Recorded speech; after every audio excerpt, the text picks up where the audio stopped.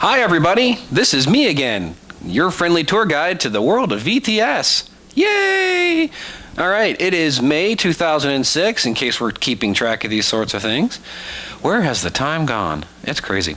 Anyways, we're on VTS number 15. Yes, 10 plus 5. Yeah, we're moving down the road pretty quickly here. We're going to pick up with where we left off on the whole idea of acting and blocking a scene and planning, and we're kind of moving, it's morphing from one topic into the next. This month, just to let you know what we're going to do, we're going to go ahead and watch me on the computer start blocking out a scene that I planned out last month. So for those of you who are new to the VTS, if you don't have VTS15, you might want to get it because it will make a lot of sense in 15 if you understand 14, okay? But we're going to do a little quick review before I get into the computer stuff too much, just to kind of reset our brains, kind of reintroduce ourselves to where we were. It won't be very long, but it'll be enough of a re-intro to kind of charge our brains and say, okay, yeah, I remember where he's at. You'll have to pardon me. It is cottonwood season here in central Texas, and that means that my nose is stuffed up and my throat is scratchy and my eyes are watery. Allergies. They're so lovely. So that's, you'll have to put up with a little bit of the honk foghorn thing from me in my voice. I wish I could change it to be otherwise, but my humble apologies if it's bothersome to you. Hopefully it won't get in the way too much. For those of you who don't know, lots of fun, exciting news. My last day at DNA is going to be in just a few days here. Pretty close to wrapping that up. It was a fun gig, lots of great people, super talented folks. Should be a fun little movie too. Not the greatest movie, not the worst movie. It's good, and not too bad. There's some surprising stuff in there. You'll find it's not too bad at all. But I'm moving on. A lot of friends are moving on to other studios. Got some friends going over, talking to some Pixar. Got some folks going to Pixar. Some folks going to PDI. Some folks going to Leica. Some folks going to Valve. Some folks going here. Spreading to the winds. Talent always finds a way to land. And that's an encouragement to you folks who are tuning in. You're wondering, gosh, will I ever get in? Yeah, one of these days, you get your stuff, you work at it, you try hard, and you keep growing and keep practicing, keep applying yourself. Talent always finds a way to land. Especially if that talent is attached to good people. And I know all my VTS subscribers are good people. Okay, but aside from that, I'll be moving on and starting my own little studio thing, Lango Animation Studio. We'll focus on training, VTS. We'll go into some other aspects of training, which I'll announce in a few months, probably sometime late June, early July. I'll have an announcement about that. Do some consulting for studios, do some production, but I'm going to really focus on getting my short films done and developing my own content because I really believe that I have some stories worth saying, and it would be nice to actually bring them to light instead of always running around and bringing other people's stories to light. Not that I have a problem with it, but it's nice to be able to express yourself as well. So this is a unique opportunity I've been blessed with. Really looking forward to it. We're also going to do this down south. We're moving down to Brazil, for those of you who don't know. And for all the information, just go to my website. You'll find the post there and all that stuff. Anyway, so that's enough rambling for me and all that business. Let's get right down to the business of showing you how I'm going to go ahead and on the computer block out the scene I discussed and planned last month. And upcoming right now, it's just a little bit of an introduction to help us get refamiliarized with what's going on. Okay? Let's get going.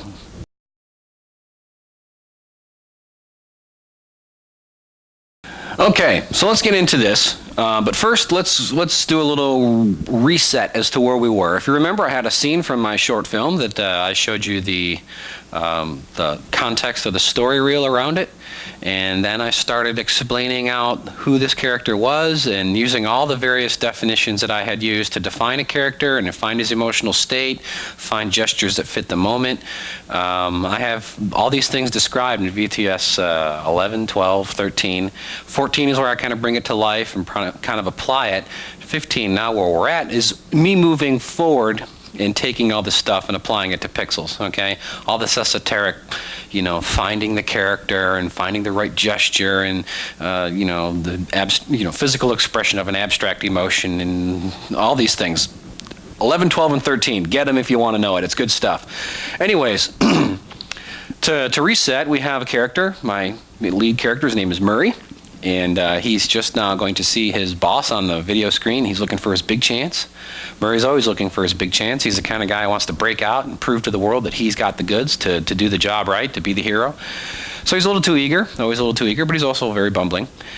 So we have him looking at the screen, waiting for the boss, and then the boss comes and he's like, I got to impress the boss. So he's like, Space Marshal Murray Lipinski reporting, sir. And so that's the line. And let's go ahead and watch the story reel again, and then we'll just go through the thumbnail things that I did. You know what I'm talking about. Yeah.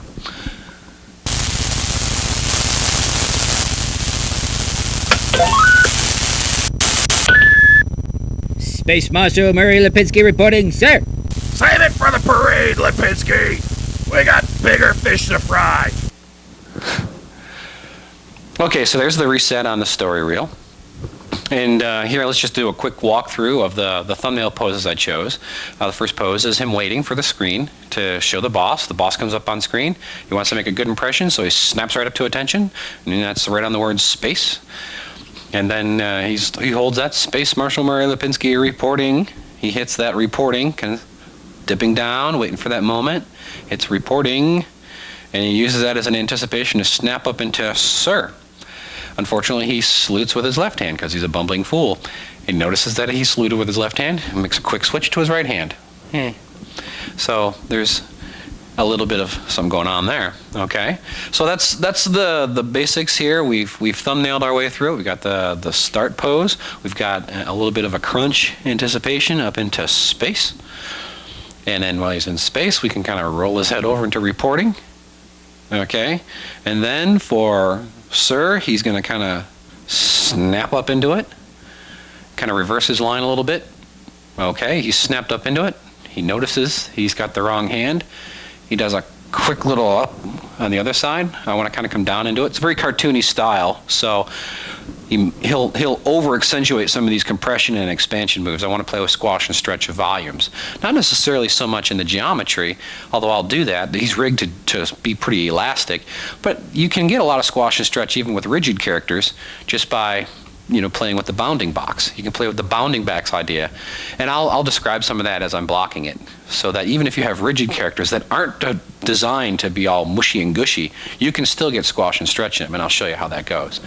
So anyways, whoop, whoop, and he's kind of, I hope that works, hope nobody notices, and then he gets chewed out by the boss, and he just kind of goes, and he kind of shrinks down inside of himself. It's like he's trying to hide, but he's still trying to. So that's the last pose, okay? So as we step through all these storyboards, let's go ahead and roll into the computer. I'll hop in Maya, and here's the plan, okay? Just as a personal thing for me, one thing is I find watching other people animate either very enlightening or dry as toast. It's either really interesting or boring as watching paint dry. I hope to be able to explain all of my thought processes. So what we're going to do is I'm going to go through every single one of these thumbnail poses, and I'm just going to take the time to describe everything that's coming across my mind. Okay?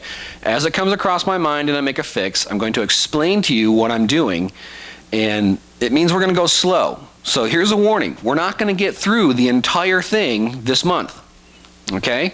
We're going to get through part of it this month and the rest of it next month. So May and June are going to be considered sort of like one exercise, but each has its own thing, so that as we go through each one of these poses, each one of these drawings, as it were, you can see what's going on in my mind, and as I explain it to you, I tell you what's going to happen, why I'm doing what I'm doing, why I'm pushing it. A lot of it is technical.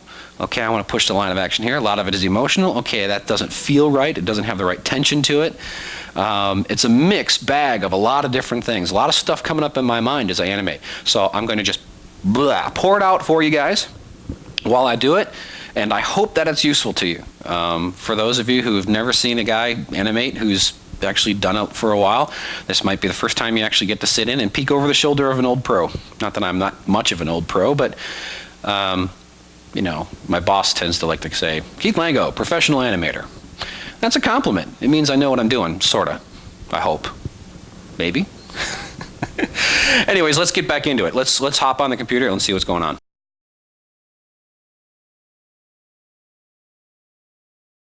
Okay, here we go. Here's we're starting. We have my Maya scene up that has my layout for this shot. I have my Murray character here. He's inside the control room. And so this is the camera setting I want for this, that I set up for the layout, and it's what I want. I'm going to go through each pose. I'm going to set up a few things for you here. I've said this before, that I tend to think in terms of drawings. Even though we're on a computer, I still like to think in terms of I'm making a pretty drawing, because that's really what animation was to start with. It was drawings being shown in succession, giving the illusion of movement and life. And so even though we're on a computer and we can kind of shortcut our way around it, I don't think in terms of curves, I don't think in terms of this, that, and the other. It's really, for me, it's just drawings. So each of these frames represents a new sheet of paper, a new opportunity for a new drawing. So I'm going to go each one of these poses one at a time.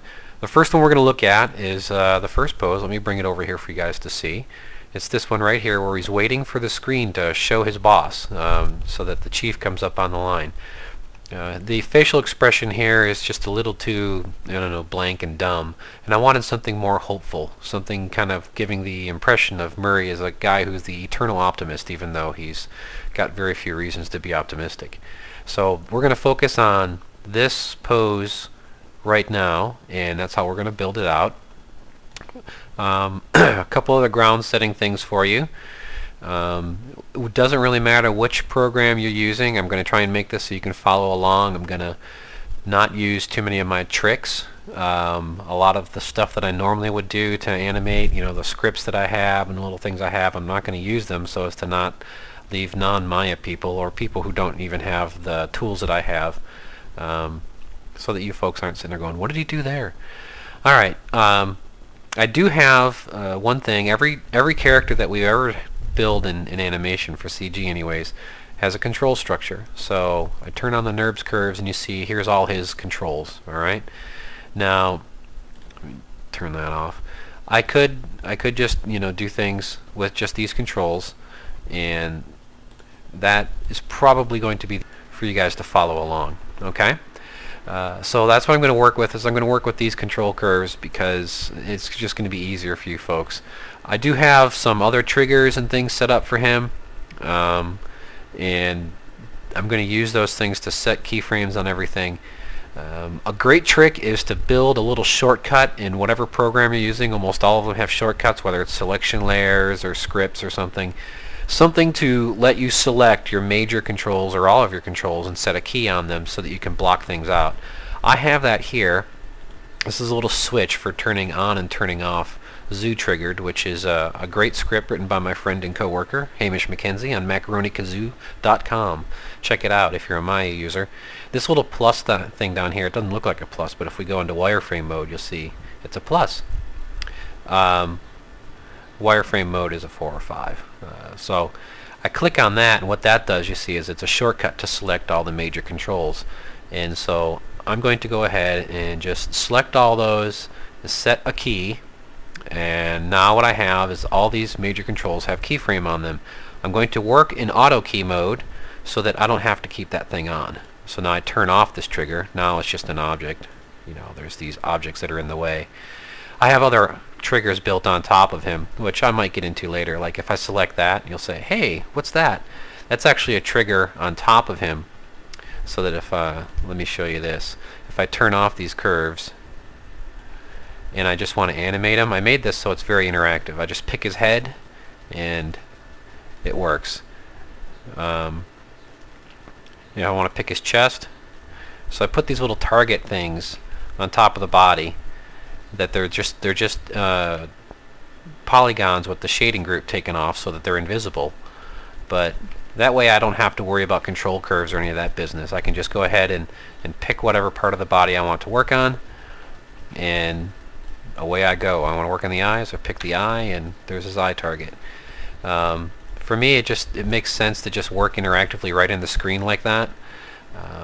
That's a bit of an advanced trick that I have built into my rig. I just show it in case you guys want to jump off from that point and try it in your application or your program, and see if you can build it in. Again, in Maya, it's a real simple thing. It's just using a script job that will take, when I select this object, it says, okay, select the parent or whatever it's working on. check it out. It's pretty cool. Anyways, that's enough setup. So just so you guys know how I'm working, I'm going to turn this off, and I'm going to work just with the curves, since that's how most of us are used to looking at a scene. Alright? So, and I'm going to turn off picking those, so all I get is the curves. Alright. So that's enough setup. Let's get in to start making this pose, okay? Okay. First thing we're going to start with is the line of action, the primary core. Now, checking our pose again, just from our thumbnail, we see that he's kind of got a leftward lean. I don't check it that often. I'm just doing it for this for this example right here. One of the things, I have a little script that helps me jump back and forth between the perspective camera and the camera shape. I don't think I need to come over here and show you that every time. It's just a hotkey that pops me back and forth. But the first thing I'm going to work on is, look, there's a controller in case you ever wanted to know. Wow. Okay. Work on the core. Go back to my camera view, and we want to get a sense of weight into this guy. So definitely want this leftward kind of lean to him. Pop back here and get a little bit of this. So I want a pretty clear C line that way. So get him bent over there. You'll have to really forgive me. My allergies are super nasty today, but that's kind of how it goes. Take his eye direction. He's kind of looking up and out. Let me just kind of pull that over here so that we get this sense that he's kind of waiting. There's a little bit of a head tilt that would be nice, just to kind of break up that line. And we could probably do a little bit more right there. And again, to get this guy.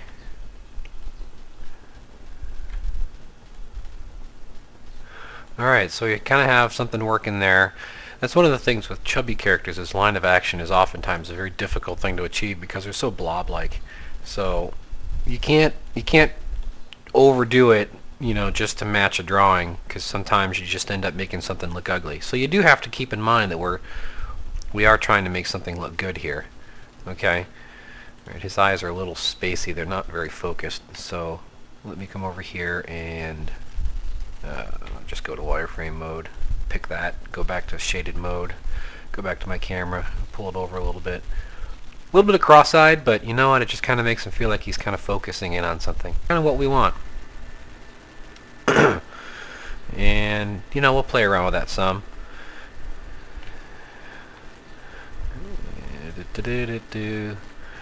Eye direction is very important when you're animating. If the eye line is off just a little bit, it makes your characters feel spacey and like they're just not... It gives them that zombie look. That's one of the problems I have with facial motion capture, is the eye line is just dead. And you really got to work on your eyes to make sure that they feel like a character is thinking and looking in the right direction, and they're into the moment, they're alive. Okay, that's a little bit better. Let me get his arms working here. Now, one of the things I want to do is I want that kind of a anticipating kind of feel to it. So we'll take the shoulders and we want to make sure that they're up just a little bit. Just a little bit, to kind of give that little bit of like, ooh, something good's about to happen. And so we give the same on this side, just to get the shoulders up a bit. Get this arm there. Get this arm there. Get this hand. Let's see, which part of the hand? Let me take that one.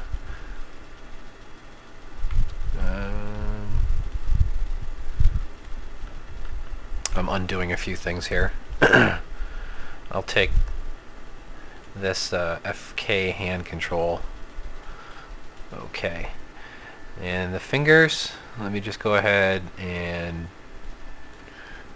bring those down, take the thumb, bring it in, take the thumb, adjust and slide the thumb down a little bit. Take the thumb, twist, oops, so that it's not too shabby. Now, even though it's off screen, I do want to take time to make sure that it's going to work, because I will see his hand eventually. So I'm going to come over here, and I just want to make a nice pleasing shape for the fingers, sorry. Because we will be coming out of it, and we will see it coming up on screen. So as I move around, I do want to make sure that this stuff is going to work alright. Make sure the thumb adjust is working a certain way. There we go. And we can get the thumb kind of tucked up underneath. Now, one of the things that I can do is I have a little trigger to actually individually animate each of these knuckles, but it's not really that important at this time. I can get what I want out of the major controller, and we'll do the same on this side. We'll just make sure we get this going, and we'll go ahead and get this finger down. Hello, finger. This finger. This finger. Don't do all your fingers the same value. You want to give a sense. I mean, take a look at your own hand when it's relaxed. All the fingers aren't rotated the same. It's always good to study these things and know what things look like when they're nice and relaxed and stuff. So there, it's a nice, if I can get outside of this, you'll see it's a fairly pleasing shape, even though it's all blocky. And if I were to go ahead and switch my divisions up to 1, there we go. We got a little bit of crunch on that one over there, so we'll fix it. But a little bit of crunch, some skinning issues, but that's more for fixing the rig than it is fixing the pose. So I can tweak it up a little bit, and it's fine. And tweak this one up just a bit, and it should be fine. It's the twist really doing the trick.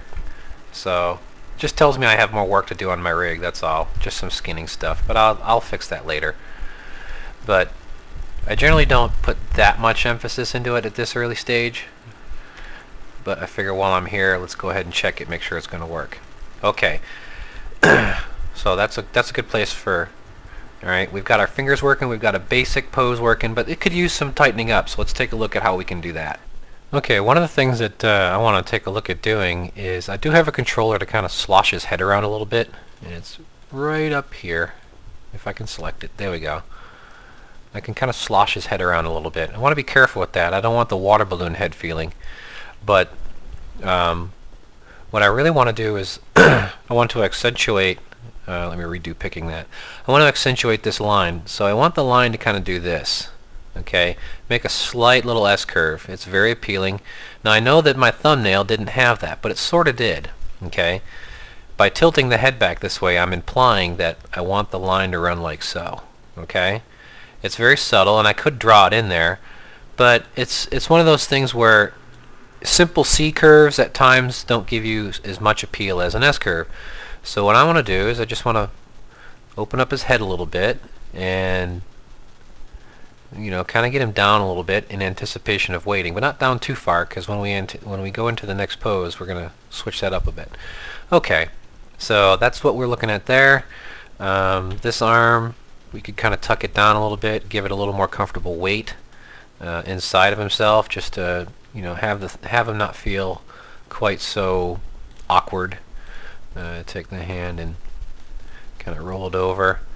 This arm, we can maybe tuck it in a bit, just to kind of quiet down his overall silhouette. So if I were to toggle off my my wireframes, I have a little hotkey for that, so I get rid of my wireframes and I have a pretty decent little silhouette. I mean, it's chunky and noisy because he's all blocky, but when I smooth him out, at least you just want a nice solid line that works in there, and I'm kind of liking that. We can clean it up later. That's one of the things you gotta keep in mind, is if you were drawing your animation, you would rough this stuff in, and then you would go back as time goes by and you would refine things. And it's in redrawing it that you find all the fine little things. So we're going to just go ahead and call that roughed in. Okay, now let's go ahead and work on the face. I like to put facial poses in because it helps sell the moment. Okay, right now he's looking kind of not much going on there. I have a facial control system over here. Let me bring it over here and show it to you. And this is just my facial UI. Each of these are like little virtual sliders, and what they do is they control different parts of his face, and they're all labeled and stuff like that. So let me just here. Okay, and let's start just with the jaw. If I can pick those. Oops, that's right, I have to turn my trigger thing back on. So there we go. Oh, and I have to turn on my pick polygons. Sorry about that. Okay. And I don't need the trigger thing. Alright, so I can... Is that his jaw or is that his upper lip? Oops, there's the jaw. So I can kind of bring him up, and this is where I'll take the time to build out. These are his... Each of these controls a portion of his lip. Snarl, up middle lip, snarl the other side. The labels are actually on top of these things. Like I can take his mouth and kind of move it to the left or to the right. Here's the jaw control, so that I can open his mouth. I have control for the tongue, for the rolling of I think for the rolling of his lip. Or is it the rolling of the tongue? No, it's the rolling of the tongue. Sorry about that.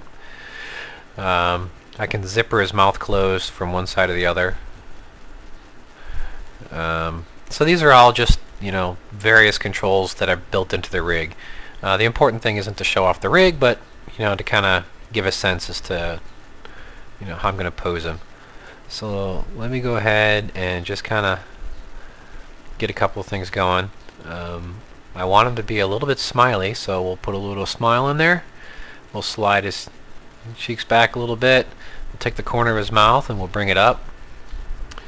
Yeah, take that. Each of these little nubs has a rotation on it too, so that I can kind of give it just a little bit of rotation.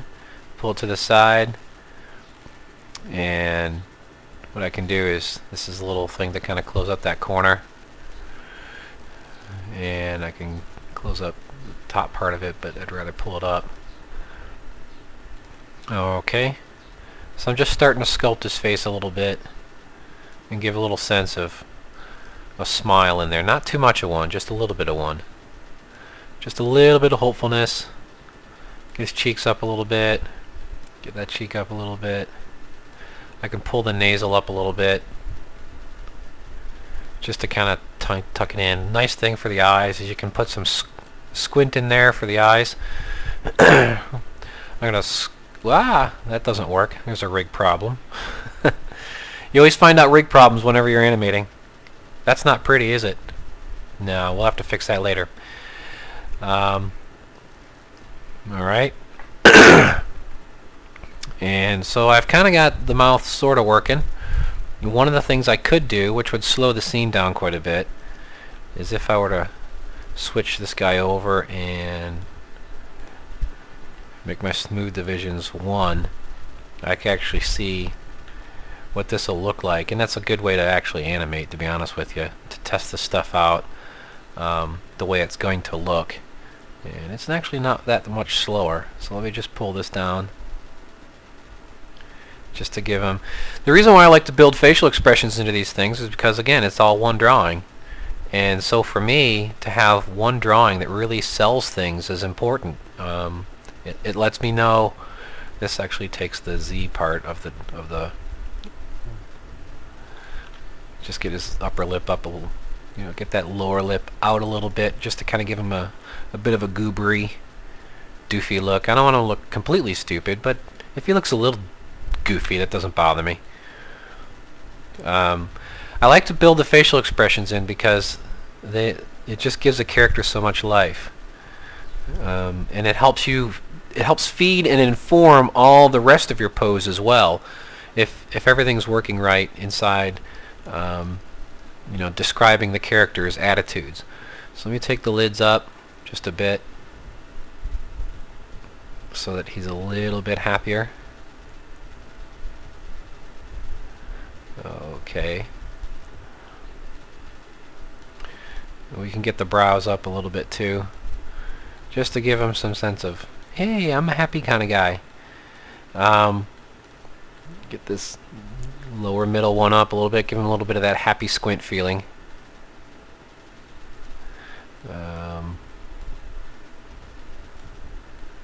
So we got a little bit of a happy squint. We can pull that down a little bit and take this squint up a little bit more.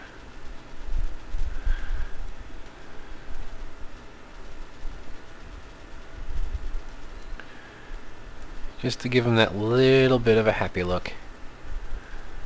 And take these lids, and this will control the whole lid. So I can take that up. This will control the whole lid and take that up. The jaw might be closed a bit too much.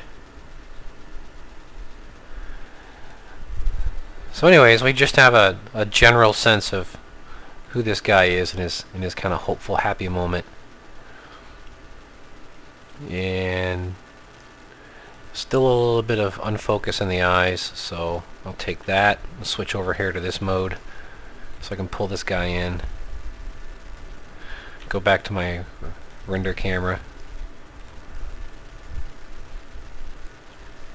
Alright, so that's a general look at everything. I have a hotkey up here for keying the entire face. So there I go. I keyed the entire face. Just so you know, if I select that, you notice there's a keyframe down there. Okay. So there we go. There's a good rough of pose number 1.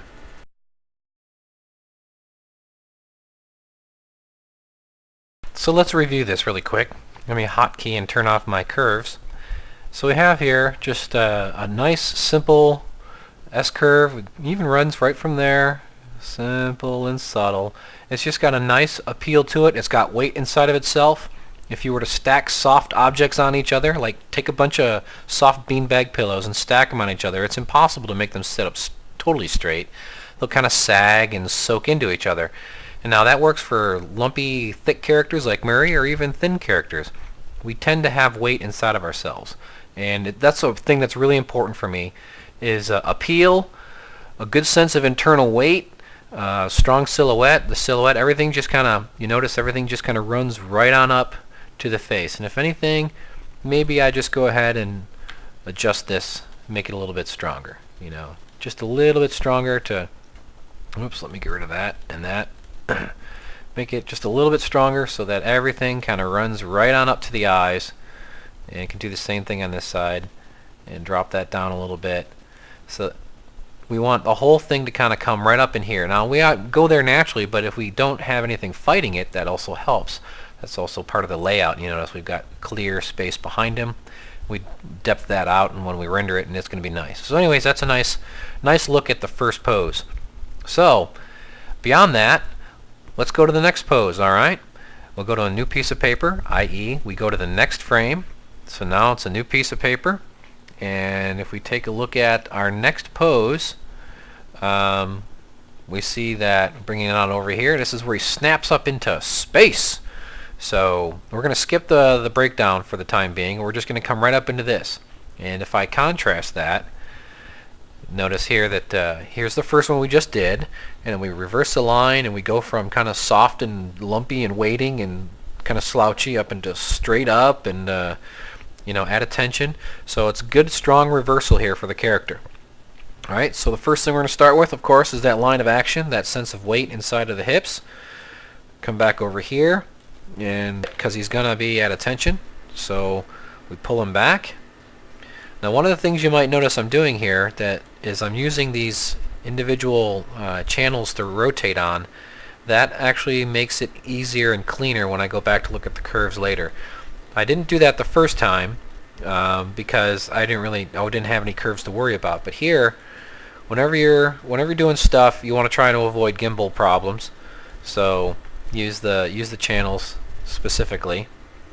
Let me toggle over to the perspective view, get a hold of his hips there, and toggle back to the camera view and make this work so it looks okay.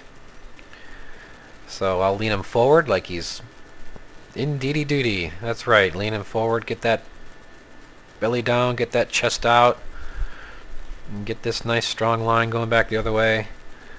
Get the chest back, get the chin down. Okay, so he's starting to show some signs of life there. Get them shoulders up like he's at attention. That's right, get those shoulders back, mister. Shoulder back, get rid of that slouch. Get those shoulders back there, Murray. You're at attention. It's really all about just getting that character pose. Get those hands down to the side. Get those arms in. You know, just get things looking like they belong.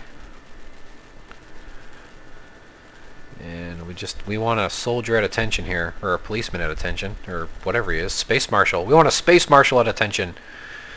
So that's definitely the thing we want to do here. Okay, so we get him feeling like, you know, he's a lot tighter and a lot more controlled, a lot just the opposite of what he was. Okay, we get the head kind of getting that feel, get that chin down. I mean, we can put it back a little bit and play with the eye line a little bit. I kind of like the idea of the head down a bit. We'll get our eyes fixed back to where they were,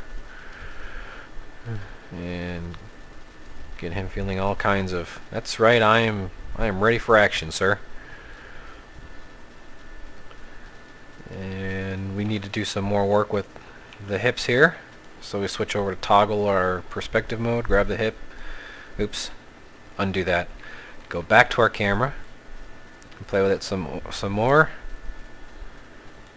Just really want to push this and really want to get a strong sense of proud fellow with his chest out and back. There we go. The more you push it, the funnier it gets. Isn't that true? So, and you can actually translate these things too. So I might choose to do that a little bit to try and give some, you know, get that chin in, like he's really sucking in that gut as much as he possibly can. I kind of like the idea of the shoulders back and, you know, keeping the elbows bent a little bit, like, you know, it just makes him Mr. I am the man on duty.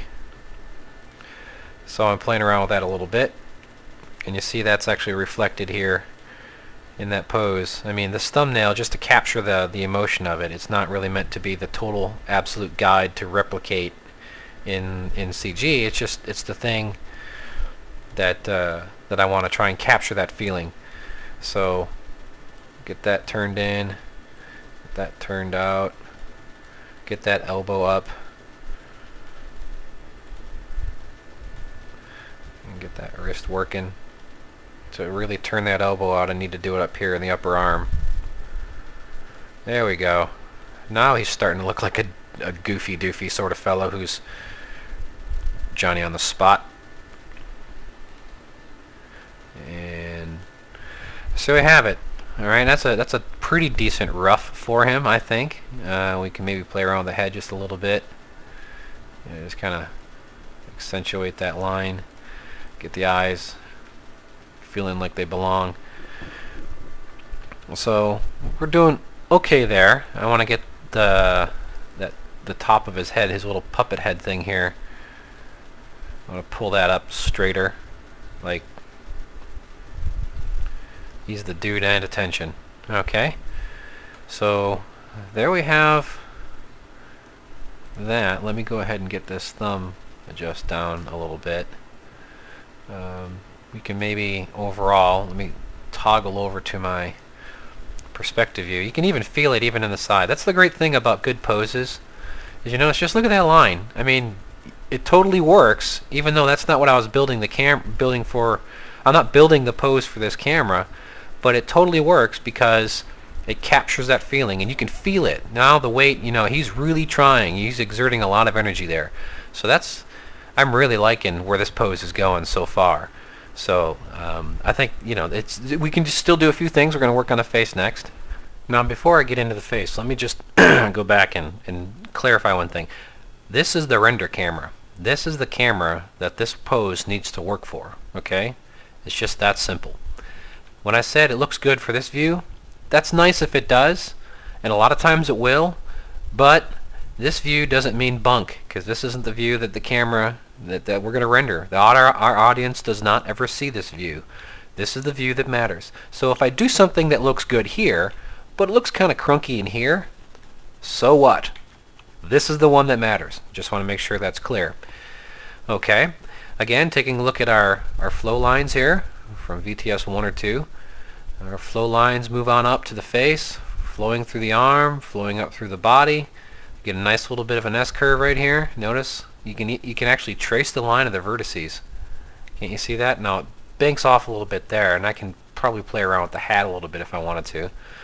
And maybe I'll do that. I'll switch over here to my hotkey over to my perspective, grab my puppet head, and hotkey back to my camera. Let's see what it looks like if I pull the head over a little bit. It's actually pretty cool. It starts accentuating that S-curve a little bit more. See it? It's just a little polish thing that just makes it kind of fun. I kind of like the idea of that. So I'm really liking where this one is going. So let's go ahead and pull the facial controls in. Now if we look at our thumbnail, just as a reference again, not to be slavish about it, but you know, he's big and Space Marshal, and he's kind of got that stern look right in here with the eyes, but he's still smiling. He's in a good mood. So let's bring our facial controls back on over here, and turn off the grid on this thing. I don't want to see it. Grid. Okay. We take our jaw down. Oops, turn on. Selecting polys. Take our jaw so that we can get him speaking. Okay, that might be a bit much.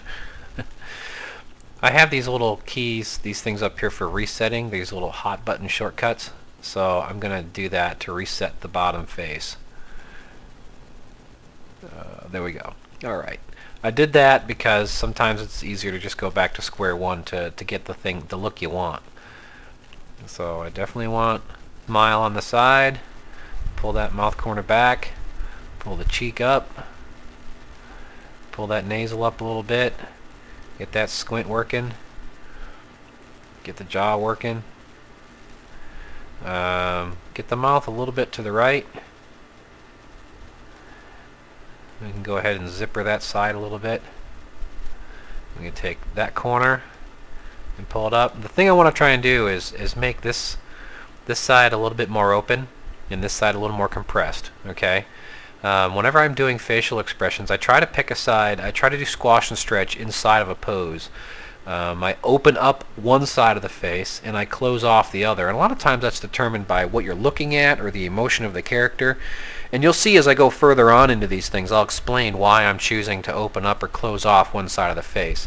Here, I want to kind of close it off as if to give that impression of like he's giving that little, you know, forward winking nod sort of thing, like he's talking out of the Popeye, out of the corner of his mouth, you know, tough guy, you know, tough guy sort of feel. He's going to kind of compress up and squint one side and open up the other side. So I want to get that feeling in the mouth and in the eyes. And even here you can see it, even though the eyes are slightly tilted up on this side, but we want to really give that sense. So oops, I guess that one doesn't work too much. Still a work in progress rig. We'll take his jowls and see what we can get by pulling those down or up. Kind of compress that fat under his neck there, and we can pull this up and really just get a sense of, we know he's saying the word space here, so we're just going to go ahead and kind of pre-lip sync it, is what I kind of call it, as I build in a phonetic understanding of what he's going to say here. So I'm not doing lip sync per se, but I am keeping in mind this moment in time what he's saying. He says space, so that's that's a big mouth open kind of thing. So I don't mind opening up the mouth just to kind of get that feel go. That's not quite doing the trick. There we go. Then we get that cheek up a little bit, make him happy, and get that squint a bit more. Let's see if the squash on this side works. Nope, that's broken too. Ah, rig problems. You gotta love them. Alright, so we're getting there with the face. We got the bottom part of it working, roughly. And so let me go ahead and just jack that rotation a little bit to give him just a little bit more. And rotate this so that we turn the corners up a little bit. And we get that happy feeling. I mean, we really want to get the sense that he's Captain Eager here. He's going to help the boss out. He's really going to do the trick for God and country. He's going to help out the team. So we really want that sense of, I am happy. I am happy to be here to do my job. And we clean up the lines a little bit just to kind of give it a little bit more flow. And you know, that's looking pretty decent for the bottom part of the face. It's starting to match. So let's take a look at that, and now let's move into the eyes. Now the big difference here is the brow. We want that kind of stern, ready for duty, kind of rough and ready sort of guy. All right, so we're gonna kind of build in. We don't want it to be too angry, but we definitely want to give some sense of like, yeah, baby, we're ready to go, rock and roll, lock and load. So we'll pull the middle down a little bit. We'll take the bottom lid up a little bit, give him that little bit of a, oops, not too much.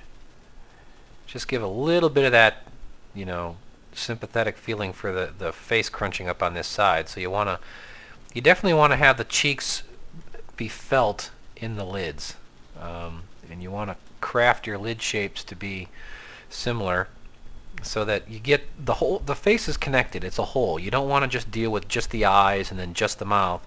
Although you work in order, they have to inform and influence each other. So let me come over here, and I'm going to put him in smooth mode like I would see him if I was rendering him, and bring back my top view just so I can get a sense of a nice accurate sense of what's going on with him. And we'll pull his lids up a little bit and kind of give him a little bit of that, just a little bit of that wild-eyed, crazy, I'm ready to go sort of feel. And we'll pull up the inside there. We'll pull up the outside there to kind of give a feeling. We want this cheek line to be felt inside the lids, because we have that working with our squint here. See, if we get our squint up, we get a little bit of that feeling, and so we want to feel it in the eyes a little bit as well. So this may take a little doing, but it's really just about getting the right feel, and you're gonna spend some time tweaking and trying solutions. Right now what I'm trying to do is just get something that flows and it feels like it's working and captures the moment. I kind of want the interior down. I want the outside of it up a bit to kind of sympathize with this cheek bulging thing there, and I play around with that a little bit just to kind of give some sense of happy in there. I don't want it to feel like he's like, you know, a total madman. So moving that up, and all right, we'll try that.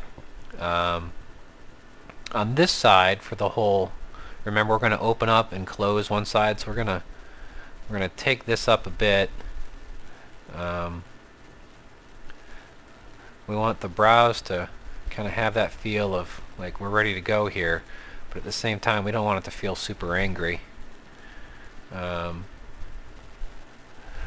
this side we're going to close off, the screen left side. We're going to kind of bring that brow down a little bit more, just to kind of accentuate that feeling that I wanted to get for one side being wider and another side being not quite so wide. If my squash modifiers weren't broken, I would use them to actually change the shape of the eye as far as how it's going to work. So let me work on the lids on this side, and we're going to squint him up a little bit on this side, just enough to kind of close that off. We'll take the inside of that. We don't want that weird tangency there. We want it kind of flat across the top. So that's why I took this and slid it up. I don't like that double line. It's not appealing. So I pulled that up, and then I can take this and just take the whole thing down, and I'll just keep working to get rid of that double line sort of feel.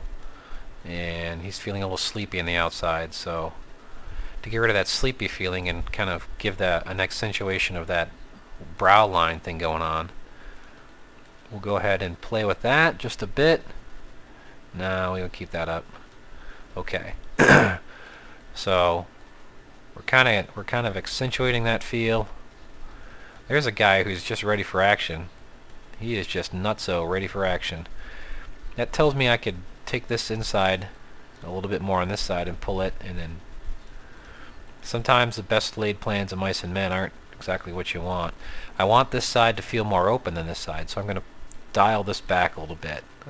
We want it to have sympathy with this this cheek action, but at the same time, the larger thing to keep in mind for me anyways is the squash and stretch of the face inside of itself. I want to break away from the idea of having symmetry in things, because symmetry is really dull to look at and it's not terribly appealing. So by breaking up the symmetry of things, we're able to really give a nice sense of flow inside of itself. Alright, let's take a look at the mouth now that we've done some things with turning him smooth on. So one of the things I want to do is zipper this in a little, tuck that in a little bit. I want to take this one and tuck that in a little bit. I want to roll the lips in a little bit, just so that it doesn't feel quite so out there. And we take this, and just to kind of give a nice line there, I want to try and soften up that flow, because you don't want junk inside of this stuff. You want it to flow real nice. So I'll take all of them. Now they've got a nice flow, I can kind of pull it down a bit. And I can take the jaw and open it up just a tiny bit more. Okay, maybe not quite so much. Undo that. Might be better to do this numerically. -0.12. There we go. Sometimes numbers are easier to get than just sliding things around.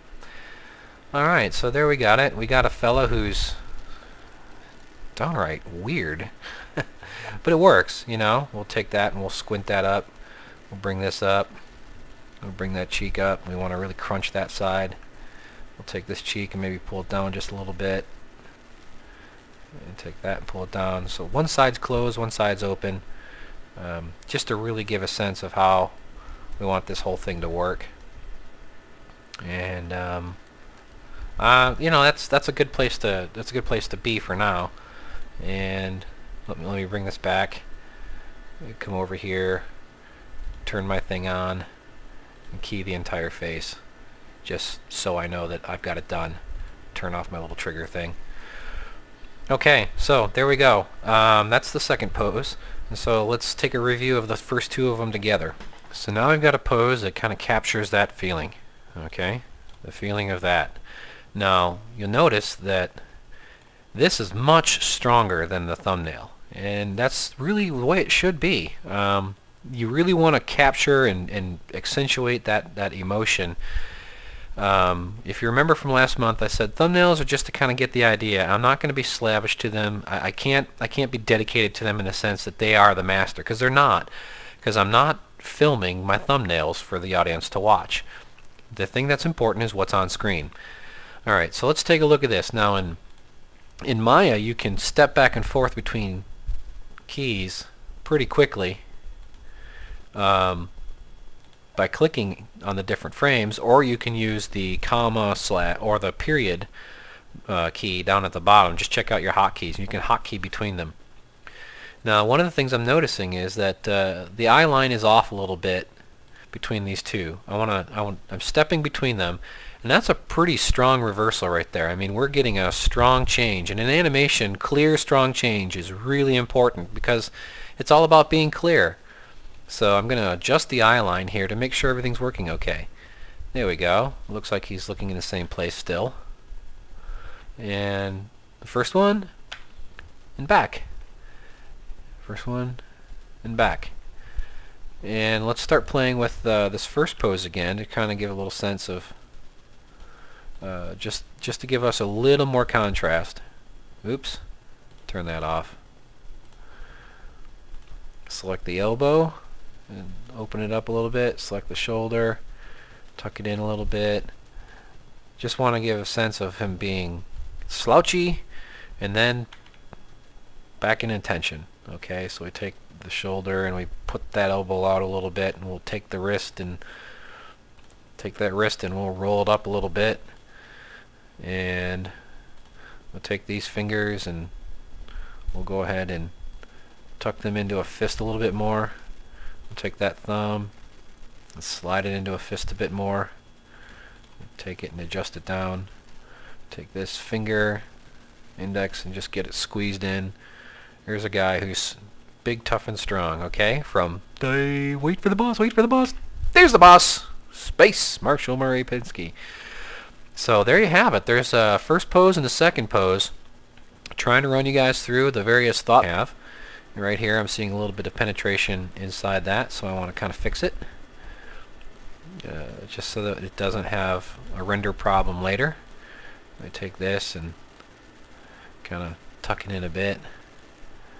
Take this and tuck it in a little bit or down a little bit. Notice I'm going back and I'm cleaning up the drawing so that it flows well with this second drawing, so that we get, and this is really where you start to play with the interdependence of things. So there we go. We've got a really strong change, and if I were to play with this a little bit more on the opening and closing of the face, if my eye squash modifiers weren't broken, next month I will have them fixed so I can go back and fix these.